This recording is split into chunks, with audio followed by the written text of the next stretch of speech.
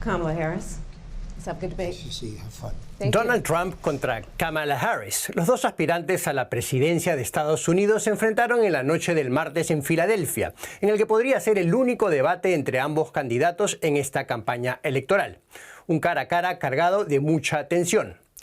Y aunque un veredicto habitual, sobre todo a posteriori, es que los debates no suelen cambiar mucho en la intención de voto, este debate llamaba la atención por dos motivos. Primero, porque le daba a Kamala Harris la oportunidad de presentarse por primera vez al público en este tipo de escenario, ya conocido para su rival, y en una campaña particularmente corta para ella. Y segundo, por el precedente directo del primer debate de junio entre Trump y el anterior candidato demócrata, el actual presidente, Joe Biden. Una presentación tan desastrosa para Biden que significó el comienzo del fin de su candidatura a la reelección. ¿Cómo les fue ahora a Trump y Harris en este duelo? Antes de pasar al análisis, queremos oír a ambos candidatos. Algunas primeras impresiones apuntan a que el expresidente republicano se presentó irritable y bastante enfadado por momentos. En sus mensajes centrales, Trump intentó vincular a Harris con el actual presidente, con Joe Biden, para presentarse él mismo como la opción de cambio. Pero Trump también llamó la atención con afirmaciones dudosas, refutadas incluso por los presentadores o el equipo de verificación de datos del canal. Vamos a oír una de las más comentadas de esta noche. En Springfield comen perros. La gente que ha llegado come gatos, come las mascotas de la gente que vive allí. Esto es lo que está sucediendo en nuestro país y es una vergüenza. Kamala Harris, por otro lado, ha recibido comentarios más benévolos, al menos en esas primeras valoraciones de las que hablábamos. No solo sus simpatizantes vieron a la actual vicepresidenta mucho más contundente y sobre todo particularmente incisiva para provocar a Trump. Vamos a oírla a ella también hablando de Trump y su relación con Putin y de una de las mayores crisis mundiales de la actualidad, la guerra en Ucrania. Comprendemos la importancia de la mayor alianza militar que el mundo ha conocido, que es la OTAN, y los esfuerzos para preservar la capacidad de Zelensky y de los ucranianos de luchar por su independencia.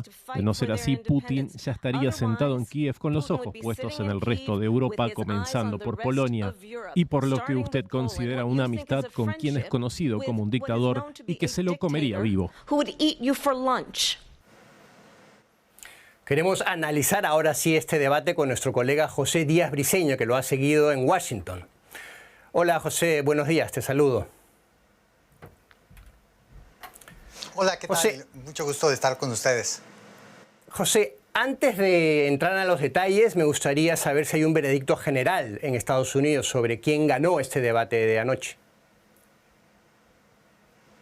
En la prensa estadounidense, después de este primer debate, que como bien se dice podría ser el único, hay relativamente un consenso que Kamala Harris tuvo una buena noche, considerando que este es su primer debate presidencial de cualquier carrera precedente, pues es la primera vez que está compitiendo por la máxima nominación.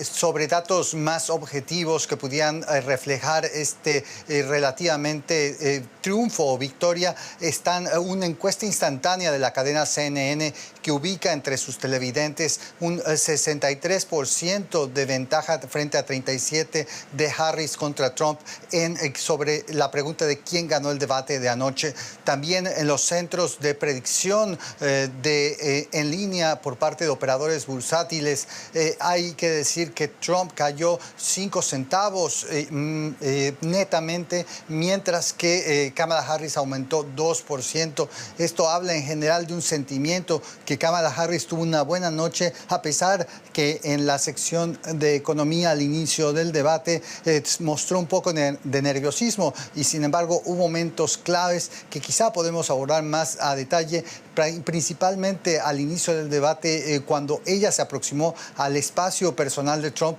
para directamente extenderle la mano y saludarlo, algo que ocurría por primera vez en la historia, pues nunca antes ambos personajes se habían encontrado personalmente. Esto ocurrió ayer en el estudio en Filadelfia, en este Centro Nacional de la Constitución. José, hablemos entonces más en detalle justamente de estas apreciaciones que me comentabas. Kamala Harris es vista como la ganadora del debate en Estados Unidos. ¿Dirías entonces que Kamala Harris aprobó esta prueba de fuego frente a Trump de su primer debate y cuáles fueron en concreto los puntos con los que ella consiguió convencer al menos a los analistas que han estado mirando estos primeros datos. Sin duda, la abanderada demócrata tenía una misión difícil, pues al mismo tiempo que tenía que seguir animando a una base que desde su nominación a mediados de julio ha estado pues muy efervescente, tenía que aproximarse a votantes de corte moderado independiente que serán los que definan la elección en algunos estados claves como el propio de Pensilvania, donde se celebró el debate anoche. Y sin embargo, quizá el momento más importante del debate que prácticamente todos recordarán será esa intervención cuando a Kamala Harris le es cuestionada la posición de la administración Biden respecto a la migración y los récords históricos que ha habido de llegadas de personas extranjeras en la frontera con México. Ella inicia a responder diciendo que está lista para adoptar una nueva legislación más dura en la frontera y cambia inmediatamente después el tema para enfocarse en los mítines de campaña de Trump, asegurando que en ellos se habla de personajes fantásticos, que también se habla de cómo los pues molinos de viento que producen energía eólica, el propio presidente Trump asegura que producen cáncer y más importante, y con esto realmente afectó el contenido del debate, cómo básicamente los mítines de campaña de Trump son aburridos y la gente comienza a salirse ya entrado pues cualquier discurso de Trump. Esto definitivamente tuvo un impacto directo en Trump, se le vio en la cara y inmediatamente Trump cayó en este anzuelo, pues era una trampa para provocarlo y a partir de entonces Trump, como bien se veía en las imágenes de televisión, empezó a tener gestos duros, enojados, pues sabemos, a él no le gusta que le cuestionen la cantidad de personas que acuden a sus mítines. Él dijo, estos son los mítines más divertidos y más excelentes de toda la historia política. O sea, hablabas de Trump molesto, enfurruñado, de los gestos que se le veían en la cara. Es algo que se ha visto bastante en las imágenes de televisión, a la vez que a Kamala Harris muy sonriente, incluso indulgente, algunos dirán incluso aparentemente burlona de las afirmaciones que hacía Trump. ¿Crees que eso ha beneficiado a la candidata entre los estadounidenses o la podría haber perjudicado con ese tono, digamos, un poco indulgente? Creo que tienes razón, hay un difícil balance porque el reto de Kamala Harris en el debate también era aparecer como presidenciable, como alguien que podía llevar la máxima representación de Estados Unidos ante el mundo, y esto obligaba a un nivel de seriedad. Pero de entrada su estética fue buena, con un traje sastre azul marino, una blusa blanca, pero también el contenido de sus afirmaciones fue relativamente bien recibido. Y hay que decir, sin embargo, que el propio presidente Trump fue muy cuidadoso en no denigrar de ninguna manera a Kamala Harris, porque durante toda la campaña que lleva desde que fue nominada, el propio presidente Trump había hablado de que ella era una tonta e incluso cuestionaba el origen racial, ella como afroamericana y asiático-americana, hija de inmigrantes. Esto fue algo que Trump fue muy cuidadoso en evitar, porque de lo contrario tendría un efecto directo en un grupo de población que es clave para lo que viene en la elección, las mujeres, y cómo Trump se aproxima a ellas. Hablemos entonces, José, un poco de Trump justamente. Aparte de estas apreciaciones interesantes que me dices que moderó un poco su discurso, sobre todo en los ataques directos a Harris, ¿hubo novedades en su discurso o cometió el expresidente algún error que podría costarle la elección? Sí, había distintas vetas de debate ayer, empezando por lo económico y atravesando por el tema de los derechos reproductivos, donde Trump no atinó exactamente a explicar su responsabilidad o no en la decisión de la Suprema Corte de 2022 de justamente limitar el acceso al aborto en Estados Unidos. Él aseguraba que el regreso de las decisiones sobre derechos reproductivos a los estados era ya un triunfo, pero no fue muy claro, y es ahí donde justamente Harris tomó ventaja, ella como mujer y una vicepresidenta que ha estado muy activa en este tema para garantizar y devolver de alguna manera los derechos reproductivos a las mujeres aquí en Estados Unidos. Era algo que para Harris fue mucho más fácil que lo que hubiera sido para el presidente Biden cuando era el nominado. Hay que decir, sin embargo, que la clave del discurso de Trump durante todo el debate fue la propuesta del tema de controlar la migración. Él aprovechó cada una de las preguntas para introducir el tema de control migratorio prácticamente en todos los temas, asegurando que afectaba la economía, afectaba el bienestar de las personas al vivir en Estados Unidos, y básicamente lo que sorprendió fue el que él haya traído un rumor surgido de Facebook asegurando que en una ciudad de Springfield los migrantes que han llegado irregularmente a Estados Unidos habían iniciado a comer mascotas de las personas. Esto no tiene ninguna validez de acuerdo con las autoridades locales, y pues es algo que sí sorprendió, pero muestra cómo el expresidente Trump apunta al tema migratorio para conectar con esa base que se siente de alguna manera afectada. Es interesante conocer también de dónde sale esa información. Ahí oíamos a Trump hablar justamente de ese tema que ha dado mucho que hablar, ¿no? El supuesto hecho de que inmigrantes supuestamente comen mascotas en alguna ciudad de Estados Unidos. Mencionaste dos temas claves que me gustaría abordar, que son la economía al comienzo y la migración, ¿no? Empecemos por la economía. Al comienzo decías que es un tema que le es un poco más incómodo a Kamala Harris, que ella mostró incluso un poco de nerviosismo. Una de las expectativas de cara a este debate era que ella presentase alguna de los pilares de su plan económico.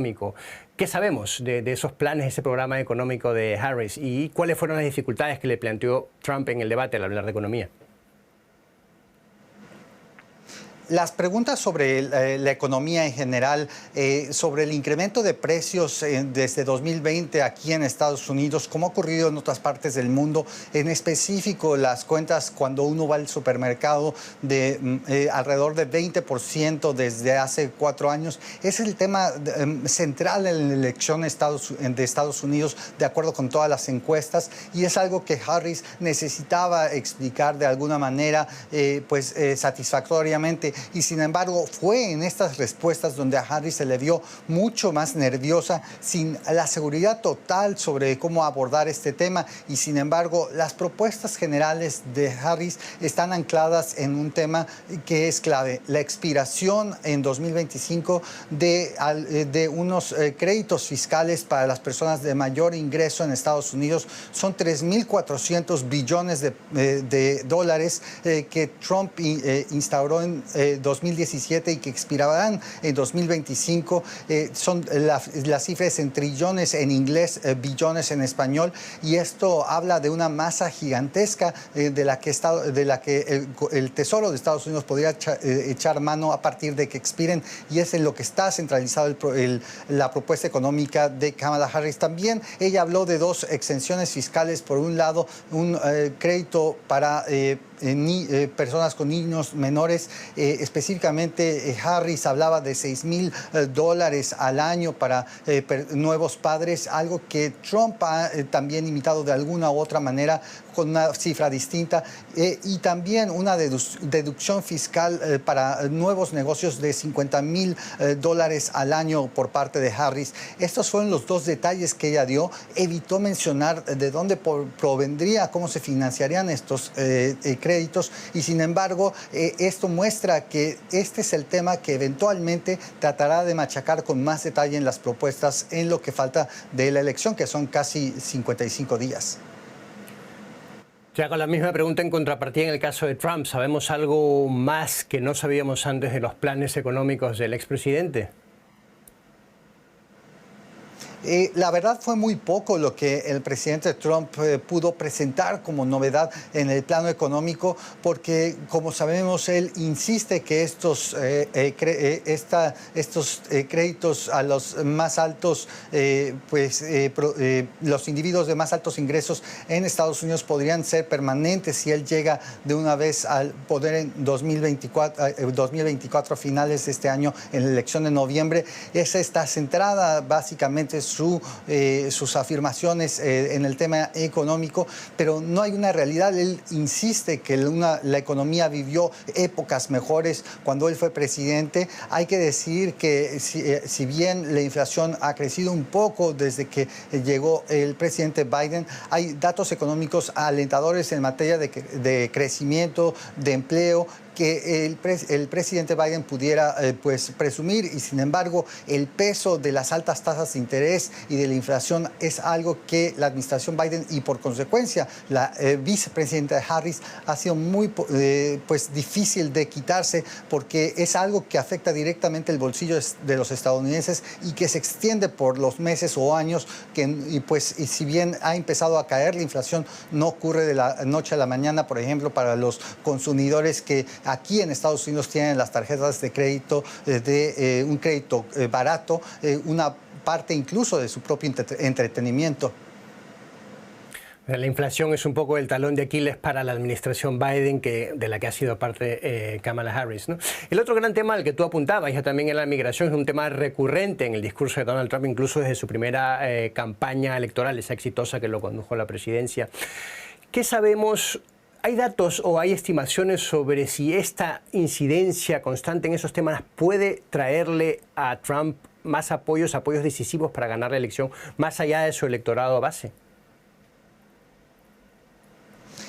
Si uno ve las encuestas de los votantes republicanos, el tema del control migratorio y la seguridad en la frontera con México es el tema que les preocupa en mayor medida, incluso por encima del tema económico. Y es por eso que él necesita recurrir a este tema para pues solidificar una base que está ávida de lo que considera es una invasión masiva de personas en Estados Unidos, algo que si bien se registraron entradas récord en 2023, el presidente Trump continúa, el expresidente Trump continúa siendo el tema con el que mueve a este electorado, y sin embargo también habrá que ver de la manera más granular si el llamado que hace a las minorías raciales, específicamente los latinos y los afroamericanos, asegurando que los migrantes que están llegando por la frontera les están quitando los empleos, algo que no se sostiene en datos, y sin embargo pudiera tener alguna influencia sobre los, por ejemplo, latinos, hombres jóvenes o afroamericanos jóvenes que Trump busca atraer, si bien no ganar completamente, sí mover un poco la aguja para el campo republicano. Eso podría marcar la diferencia. Un tema que no se trata y que no se trató ayer es el tema de la deportación masiva de los 11 millones de indocumentados o personas sin papeles migratorios en Estados Unidos. Este es un tema central de la propuesta de Trump que según él iniciará tan pronto llegue el poder si gana la elección, y sin embargo los economistas aquí han dicho una deportación masiva de personas también traería en el tiempo una recesión en Estados Unidos. Brevemente, ¿dijo algo Kamala Harris sobre eso, sobre ese tema? ¿Abordó ella la posible expulsión de inmigrantes indocumentados? Ella no lo abordó. El tema migratorio es también otro de los tendones de Aquiles de la administración Biden, justamente por estos casi 2.5 millones de entradas irregulares en la frontera con México registradas en 2023, los más altos en la historia, y la manera en cómo se han bajado en este año 2024 es algo que ha presumido. Ella se ha limitado a asegurar que ella firmaría cualquier ley de endurecimiento de la frontera con más agentes fronterizos y también con nuevos poderes para la administración Biden para limitar el acceso al asilo en la frontera, que de acuerdo con la propia administración Biden, y esto es un giro de su posición en 2020, ha sido abusada por muchas personas que llegan de muchos países, particularmente de América Latina. Pero la cuestión de la deportación de personas es algo que evitó la vicepresidenta Kamala Harris, y fue justo en ese momento donde cambió incluso el tema para intentar mancillar el ego de Trump, y que le fue finalmente exitoso en el debate de ayer. Pues consiguió provocarlo al final, ¿no? Una pregunta más sobre un dato que también diste ahí, que es la información falsa, errónea, la desinformación de la que se acusa mucho al lado de Trump, ¿no? Entiendo que el canal ABC News ayer implementó un equipo de verificación de datos y que corrigieron sobre todo los datos que daba Trump. ¿Qué efecto crees que puede tener eso entre los propios, entre el propio público, entre los votantes, tanto de un lado como otro? O sea, no, me parece que los republicanos estaban intentando victimizarse un poco o victimizar al presidente Trump con eso, diciendo que solo él es sometido, o sobre todo él es sometido a una verificación de datos. ¿Crees que eso puede ser contraproducente? Hacer el chequeo de datos en vivo durante un debate presidencial en una época de desinformación es algo extremadamente difícil y sin embargo los conductores del debate de ayer, los moderadores, lo hicieron de una manera que ha sido en general por los especialistas recibida de una manera pues benéfica, asegurando que, favorable, asegurando que fueron hechas de una manera muy natural, sin excederse, pero sí limitando particularmente cuando Trump proveía datos totalmente erróneos, particularmente, por ejemplo, en el tema migratorio, cuando se hablaba que en la ciudad de Springfield, en Ohio, se comían mascotas. Básicamente, el moderador fue muy claro al decir que las autoridades locales no tienen ningún dato de ninguna investigación de ese tipo en esa ciudad. Pero fue muy buena la manera en que los moderadores lo hicieron relativamente sin agregar demasiado texto, sin parecer demasiado puntillosos y permitiendo que fluyera el debate. Hay que decir, sin embargo, que los propios republicanos ayer acusaron que prácticamente los moderadores estuvieron del lado demócrata. Esto para explicar de alguna manera el triunfo que se percibe en estos indicadores de las encuestas inmediatas después del debate de Harris. Y por otro lado, hay que decir, sin embargo, que Trump aprovechó insistentemente y él habló mucho más en el debate. Se habla de pienso que unos 9 minutos más, pero unos 5 minutos más de lo que le estaba permitido originalmente. Es decir, aquí no hay una medida donde el expresidente Trump haya sido de alguna manera, pues de manera equivocada, pues sobrepasado por parte de los moderadores. José, uno de los aspectos que se valora antes de estos debates es la capacidad que puedan tener ambos candidatos de dirigirse a potenciales votantes, es decir, los votantes que no están ya convencidos de que van a votar por ellos, ya sea por Trump o por Harris. ¿A quién crees que lo logró mejor? Si Harris consiguió dirigirse mejor a los votantes indecisos o Trump.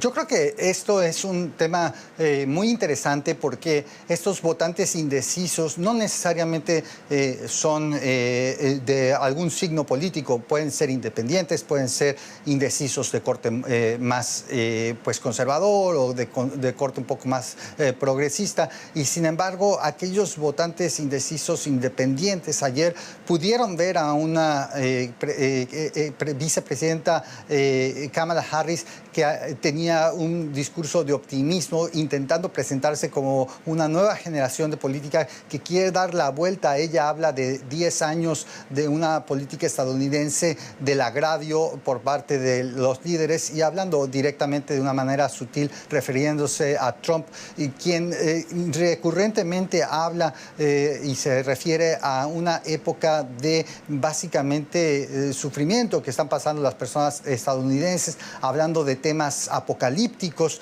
y esto será interesante ver a final de cuentas hacia qué lado se decantan los indecisos. Ayer había algunos datos en general de algunos grupos de votantes que habían aparecido en las distintas cadenas estadounidenses sobre cómo estos votantes habían estado receptivos al mensaje mucho más positivo de Kamala Harris por encima del mensaje apocalíptico por parte de Trump, pero todavía está por veremos. Sin embargo, estos electores sean claves en estados como Pensilvania, como Georgia o la propia Arizona, que son los estados claves de la elección presidencial, junto a otros 3 o 4. Es algo que veremos seguro definitivamente el día de la elección, a quién consiguió convencer más a los indecisos. José, hemos hablado de que este posiblemente sea el único debate, también de que Kamala Harris, al menos en esas primeras impresiones, en esos primeros análisis y datos, parece haber ganado este debate. ¿Crees que habrá un segundo debate? ¿Qué se dice en Estados Unidos? ¿Cuál es el feeling? ¿Cuál es la perspectiva? ¿Están interesados ambos bandos en un nuevo debate? Ayer mismo, tan pronto terminó el debate, la jefa de la campaña de Kamala Harris, Jen O'Malley, salió a decir que ellos estaban interesados inmediatamente en ya agendar otro debate. Esto muestra la muscularidad de la confianza con la que salió el equipo de Harris después del resultado del debate ayer. Ellos piensan que es un terreno después del desempeño de Harris ayer, pues había muchas dudas al ser su primer debate presidencial sobre si lo lograría. Pero este llamado a que ya haya un segundo debate entre los aspirantes es algo que muestra la confianza que tienen los demócratas luego del desempeño de Harris. Primero tendremos, eso sí, el debate vicepresidencial entre los dos nominados de ambas fórmulas, los republicanos y los demócratas. Será interesante, pues buscan en principio atacar a esos hombres anglosajones del noreste estadounidense, estos estados decisivos de Wisconsin, Michigan y Pensilvania. Pues los dos vicepresidentes provienen de estados de esa región que son claves, esta muralla azul que Trump ganó en 2016 y que después Biden logró rescatar y que Harris no puede darse el lujo de perder. Es por eso que ese debate vicepresidencial será interesante en el tono en el que se manejen, y hay que estar atentos, si bien no existirá un debate de entre los dos aspirantes todavía confirmado hasta el momento. O sea, ha sido una charla muy interesante. Me gustaría que terminemos hablando de una de las recomendaciones más esperadas de la campaña, al menos para buena parte del electorado en Estados Unidos, el más joven, ¿no? Y es la recomendación de voto de la estrella pop Taylor Swift, que reveló finalmente por quién votará poco después del debate, posiblemente algo calculado, ¿no? Y lo hará por Kamala Harris. ¿Qué peso crees que puede tener este pronunciamiento de Taylor Swift en lo que queda de campaña? En Estados Unidos, Taylor Swift es la celebridad más importante del actual mundo del entretenimiento, y quizá el respaldo más importante que pudiera tener Kamala Harris en esta aventura a la Casa Blanca. Esto llega a 55 días de la elección, y justo en un momento en el que las boletas del voto anticipado, pues en distintos estados del país se permite solicitar las boletas con anterioridad vía correo, de manera presencial en distintas oficinas, empezarán a salir a finales de este septiembre. Es decir, el apoyo de Taylor Swift fue definitivamente calculado para que ocurriera con el mayor impacto posible cuando las personas tienen una mayor atención a la política. No sabemos en este momento cuántos televidentes vieron el debate presidencial de anoche. Veremos si se logra romper esa cifra de 84 millones de estadounidenses que vieron el debate de 2016 entre la ex secretaria de Estado Hillary Clinton y el propio Trump en esa competencia de ese año. Veremos si esto se acerca o al menos logra competir en cifras, pero eso hablaría justamente de las personas a las que Taylor Swift en principio pudiera haber estado llegando con este mensaje. Quisiera solo hacer una anotación que ella habla del tema de los derechos reproductivos de las mujeres en Estados Unidos, un tema que es clave para movilizar al voto femenino, que será pues una parte sustancial si es que triunfa Kamala Harris en las elecciones de noviembre, y también la manera como lo firma. Una mujer soltera con gatos, algo que ha sido recurrentemente una queja de los demócratas en contra del candidato a vicepresidente de Trump, J.D. Vance, al haber hecho una crítica justamente a esa demografía, y ella, Taylor Swift, no tiene empacho en firmar de esa manera y aparecer incluso con un gato en los brazos. Es una frase despectiva, peyorativa, que le puede costar mucho a la campaña de Trump, ¿no? De su candidato a vicepresidente. José, ha sido una charla muy interesante. Te agradezco mucho todos los detalles, todo el análisis, todas las apreciaciones. Y espero que hablemos próximamente. Seguro que vamos a tener ocasión, porque la campaña todavía nos acompaña más de 50 días, como decías. Te agradezco mucho que hayas estado hoy aquí con nosotros. A la orden para ustedes. Muchas gracias.